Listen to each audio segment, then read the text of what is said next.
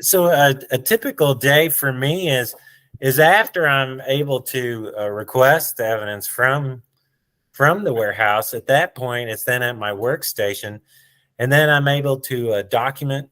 Typically, using my camera is a wonderful way in order to document the evidence that comes in. We're able to determine things like what David talked about, the manufacturer. That's, obviously one of the first key things that I'm looking for.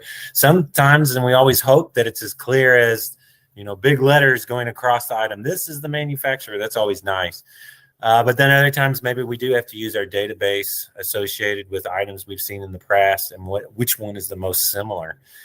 And then after trying to identify the manufacturer, then I start looking into, is this failure mode readily seeable? Is it something like a fracture where it's gapped open so large that you're able to see it easily?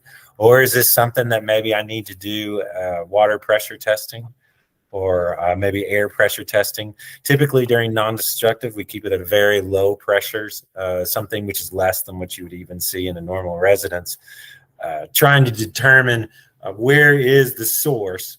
And I'll be honest with you, the source is readily apparent majority of the time. It's very easy in order to determine the source associated with these items. We go through, document the source readily, and then at that point, then it becomes the scientific method takes over, and I try to determine using the same scientific method that I'm sure we all remember back from grade school.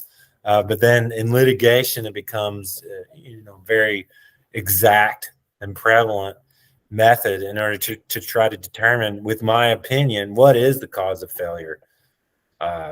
We talked about in the previous podcast.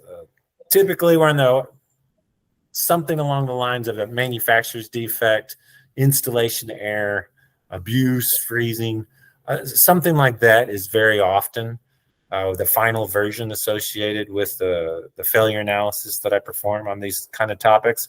And then I go through, if I'm needed to write a report, which is often the case, then I go through and write a report. If not, and maybe this is something that needs a little bit more hand-holding, maybe it needs a verbal associated with it, that's fine too.